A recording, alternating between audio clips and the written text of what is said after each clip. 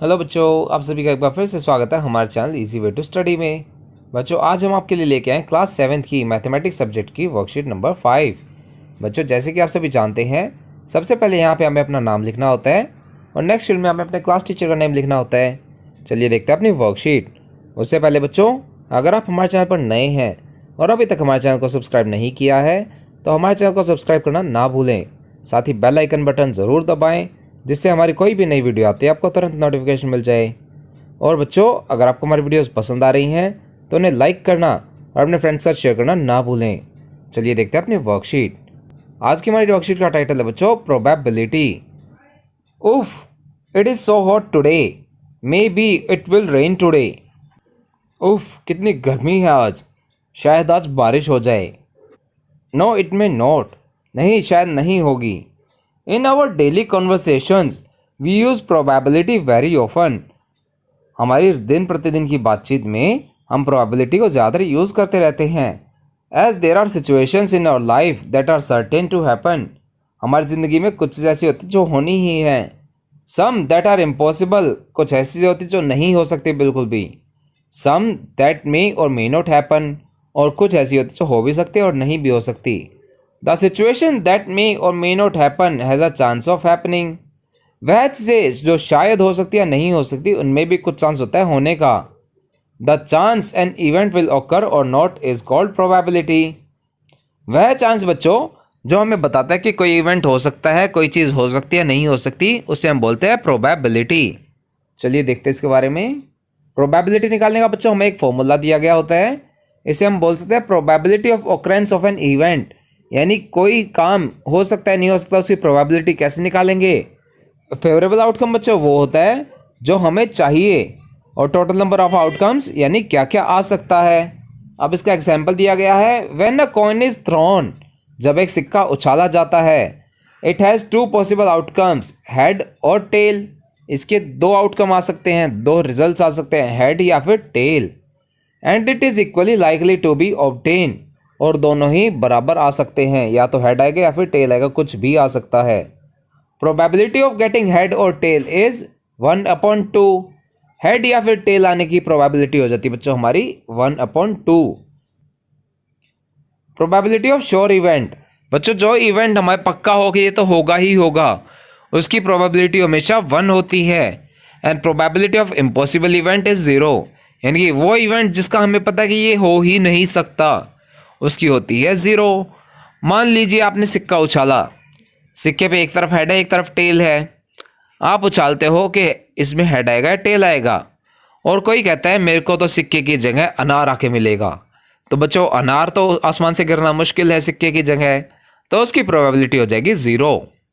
आगे देखते हैं। If today is Tuesday then tomorrow will be Wednesday.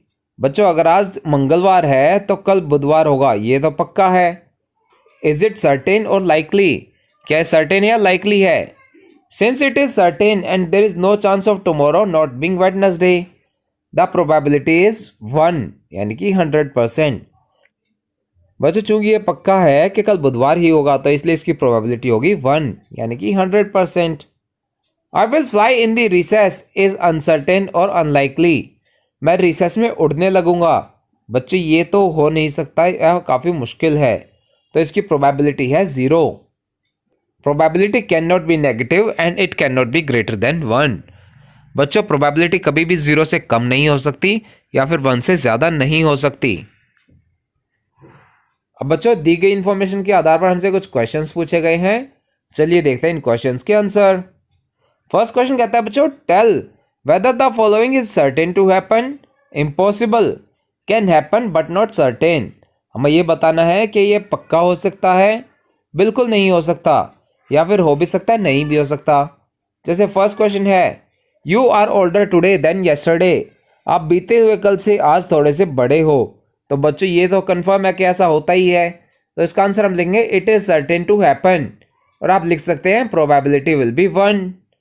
Second question, a coin tossed will land heads up, एक सिक्का जब हमने उछाला तो ऊपर उसका हेड्स आएगा। तो बच्चों ये हो भी सकता है और नहीं भी हो सकता, तो इसमें हम लिखेंगे it can happen but not certain, और इसकी प्रोबेबिलिटी आप कैसे निकालेंगे, we will find probability as favourable outcome that is heads, यानी कि हेड्स कितनी बार आ सकता है, उसका count is 1 divide by total outcomes जो होंगे आपके हेड और टेल, उनका काउंट है 2। तो हमें प्रोबेबिलिटी मिल जाएगी count of heads divide by total outcomes यानी कि 1/2। चलिए आगे देखते हैं।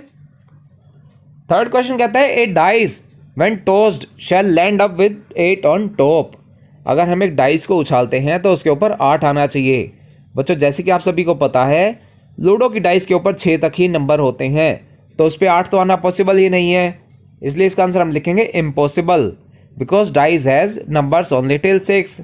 और इसकी प्रोबेबिलिटी आप लिख देंगे, प्रोबेबिलिटी विल बी 0। नेक्स्ट है the next traffic light will be seen as green, यानी नेक्स्ट ट्रैफिक लाइट हमें ग्रीन मिलेगी। अब बच्चे ये हो भी सकता है नहीं भी हो सकता है, इसलिए इसका आंसर लिखेंगे it can happen but not certain.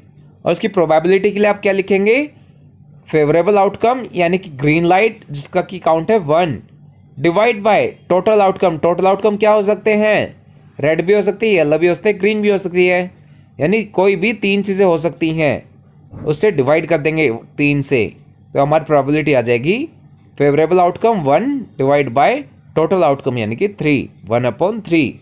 आगे चलते हैं। नेक्स्ट है बच्चों tomorrow will be a cloudy day, कल एक बादलों से भरा दिन होगा। तो बच्चों ये हो भी सकता और नहीं भी हो सकता, तो इसलिए हम इसका आंसर लिखेंगे it can happen but not certain, ये हो सकता है पर ज़रूरी नहीं है। और प्रोबेबिलिटी कैसे निकालेंगे बच्चों, फेवरेबल आउटकम यानी कि क्लाउडी, हमें जो बादलों से भरा आसमान चाहिए वो यानी कि 1 एक कंडीशन है, और टोटल आउटकम क्या हो सकते हैं, या तो क्लाउडी होगा या नहीं होगा, एज सिंपल एज दैट। तो हम इसके टोटल आउटकम आए 2 और इसकी प्रोबेबिलिटी हो जाएगी 1/2। चलिए आगे चलते हैं।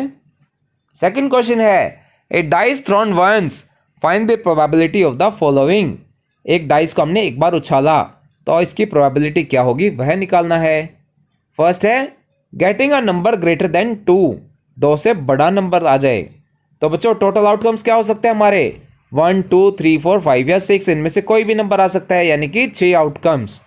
और फेवरेबल आउटकम यानी हमें क्या चाहिए, नंबर ग्रेटर देन 2 यानी 2 से बड़ा नंबर।